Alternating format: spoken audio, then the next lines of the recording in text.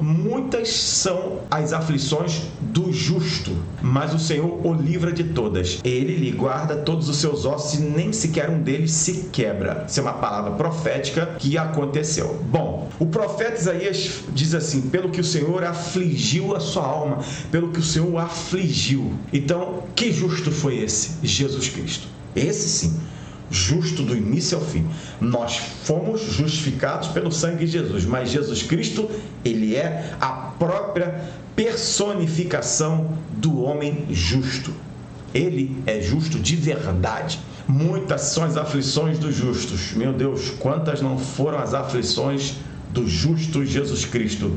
Mas o Senhor o livra de todas. Porque dentre essas aflições está a maior aflição que Cristo passou, que foi a morte de cruz. E o Senhor o livrou. O Senhor não o livrou da cruz, mas o Senhor o livrou de todas as aflições, porque mesmo com a morte de cruz, ele ressuscitou. Porque era necessário que isso aconteça. E na cruz, é interessante, porque ele fala assim, ele lhe guarda, vou botar o texto de novo aqui, porque isso é uma profecia, né? E ele lhe guarda todos os seus ossos, nenhum sequer um deles se quebra. Gostaria de lembrar para vocês que quando entre a prisão de Cristo e a crucificação, há uma sequência aí de quase 48 horas de sofrimento e vilipêndio do seu corpo. Jesus Cristo toma a surra dos soldados do sumo sacerdote. Jesus Cristo apanha dos próprios sacerdotes, que dão na cara dele. E aí Jesus Cristo, isso a noite toda, e ele não come, ele já está com sede, ele já não bebe nada, e ele não tem comida nenhuma. Então Jesus Cristo é preso, no Getsemane, toma uma chapuletada dos guardas do sumo sacerdote, apanha dos sacerdotes, ok? Vai para Herodes, depois vai para Pilato, depois volta para Herodes e cada um, pescotapa. Cada soldado que ficava com Cristo era sova. E a Bíblia diz, a profecia aqui, ele guarda todos os seus ossos, nem sequer um deles se quebra. O cara está apanhando de todo mundo, está tomando tapa de todo mundo, está tomando pescotapa de todo mundo. E aí, por final, quando Pilatos tenta soltar Jesus, e açoita Jesus, ele tenta soltar Jesus e não dá em nada. Ele falou: você quer saber? Eu vou moer esse cara, vou terminar de moer esse cara, porque quando o pessoal vê ele desfigurado, vão falar assim: deixa, vai morrer mesmo. Então Pilatos manda dar uma surra, e pega dois dos seus piores algozes e os caras detonam Jesus.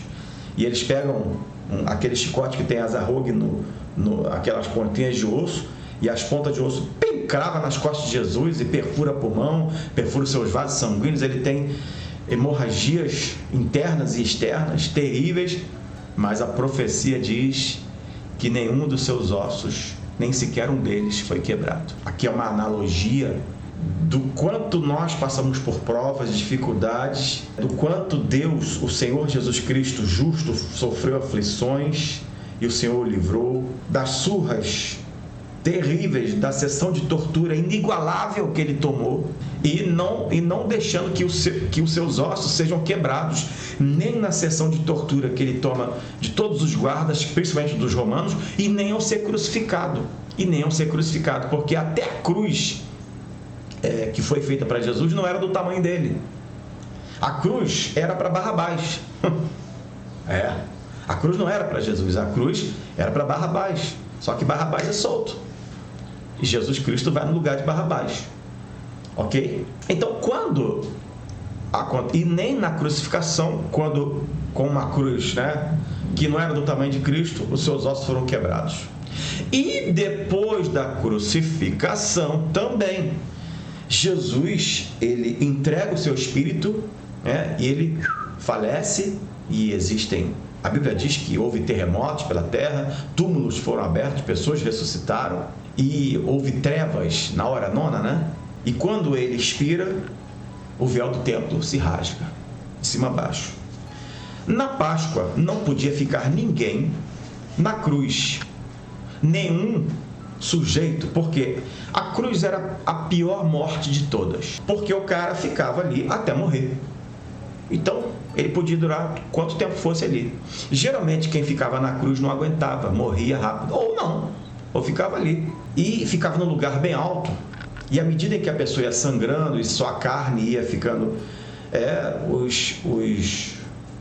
as aves de rapina iam vindo.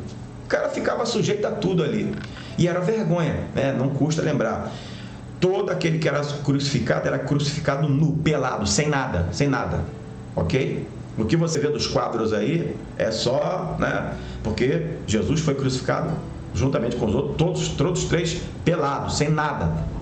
As vestes deles foram rasgadas, foram repartidas, inclusive as vestes de Jesus foram sorteadas, né? Enfim. Então, na crucificação, na Páscoa, como eles foram crucificados antes da Páscoa, exatamente, só na Páscoa, tá? Na Páscoa não podia ficar. Se tivesse algum julgamento e alguém fosse condenado à morte de cruz e fosse perto da Páscoa, essa pessoa tinha que morrer até a Páscoa. Se não morresse na Páscoa, o que eles tinham que fazer? As pernas de quem estava na cruz tinham que ser quebradas, mas não é quebrada por si só, não.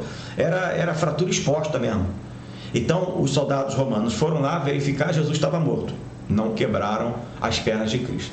Tiraram ele da cruz, e aí José de Arimateia pede o corpo de Cristo, você já sabe como é que é. Só que os outros dois, nada feito, estavam vivos ainda.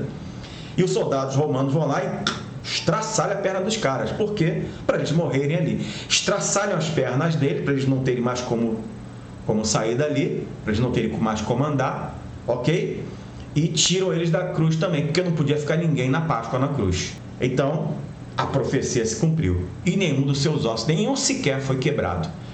Os cravos passaram aqui em Cristo, tanto aqui quanto nos pés, e nenhum dos seus ossos foram quebrados. Ou seja, até nisso Deus teve misericórdia. Foi sofrimento? Foi, mas a profecia se cumpriu.